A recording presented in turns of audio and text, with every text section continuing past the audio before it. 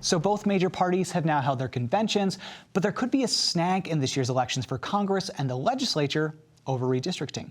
Let's get into it with Politico's Bill Mahoney. Bill, thank you as always. Thanks for having me. This is a really interesting court case. I wasn't around for the last round of redistricting.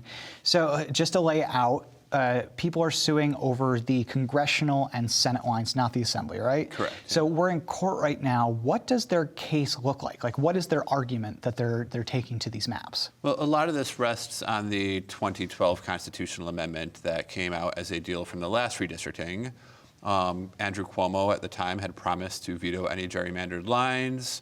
He wound up caving on that promise, but in return, he got this constitutional amendment that was approved by voters in 2014 that created this commission that would draw lines itself, but the legislature still had the power to ignore it and draw the lines like they've always done. So, there's always questions about how significant this amendment was. And I just feel like at that point, when that option came in that amendment, it was like, okay, the legislature's going to do it. Yeah. We can try the commission, sure, but I think everybody knew back in 2012 that this would end with the legislature ultimately drawing its own lines. Yeah. But the one thing this did have for the first time is it added to the state constitution some anti-gerrymandering language. It did say, for example, that lines cannot be drawn to attack a certain candidate or help a particular incumbent or help a political party. And that's what the Republicans are hanging it on. If you look at the lines, they're pretty good for Democrats. It's pretty tough to make the case that, if you were to just roll the dice, they would happen to come out this way for Democrats, coincidentally. And they were, of course, drawn by the Democrats in the legislature. So they're saying if you look at these maps, we've got currently 27 congressional seats and 19 are held by Democrats. The most likely outcome of these new maps is we would have 26 congressional seats and 22 would be won by Democrats. They're saying this is not a coincidence. There's clear evidence. If you were to gerrymander the lines to benefit Democrats, this is pretty much exactly what it would look like out of all the millions of permutations of redistricting out there and how you could combine all the maps together. Right, and you got districts like Elise Stefanik's in the North Country that is now considerably more red because they took that, they carved it out so that they could make another district more blue. I mean, allegedly. There's basically 4 seats in the state that a pretty good chunk of the state's Republicans are squeezed into these 4 districts, which means that the other 22 have Democratic advantages thanks to the way they did these lines.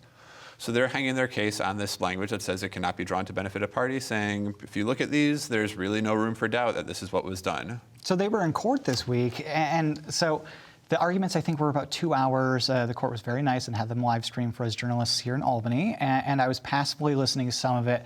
Some of it was some boring stuff like, does somebody have what's called standing to sue, which means can they actually sue, or are they not? Does this not actually affect them?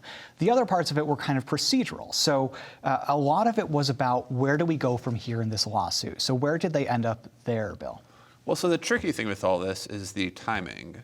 We have primaries in June, and candidates just earlier this week started collecting petitions to get on the ballot for these primaries. Right.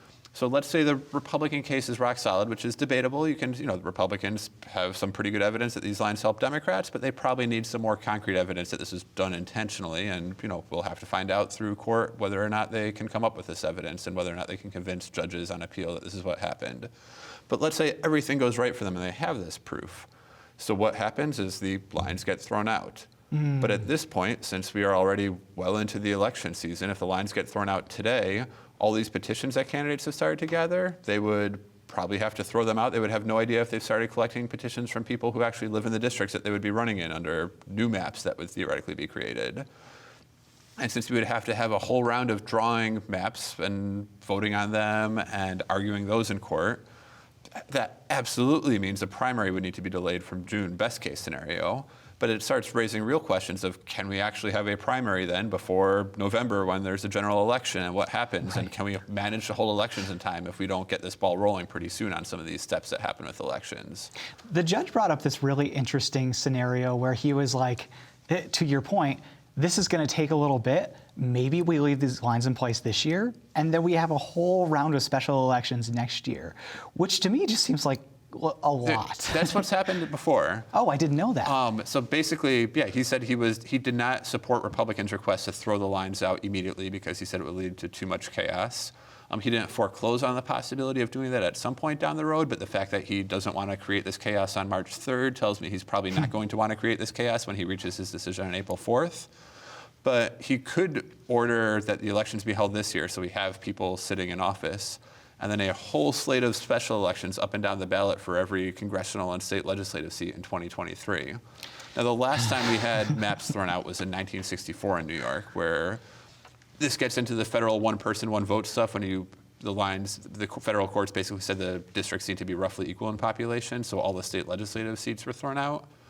And what we wound up doing that year is holding elections in 1964 like normal. Those members served, but then they had to draw new lines in the beginning of 1965 that met the new standards.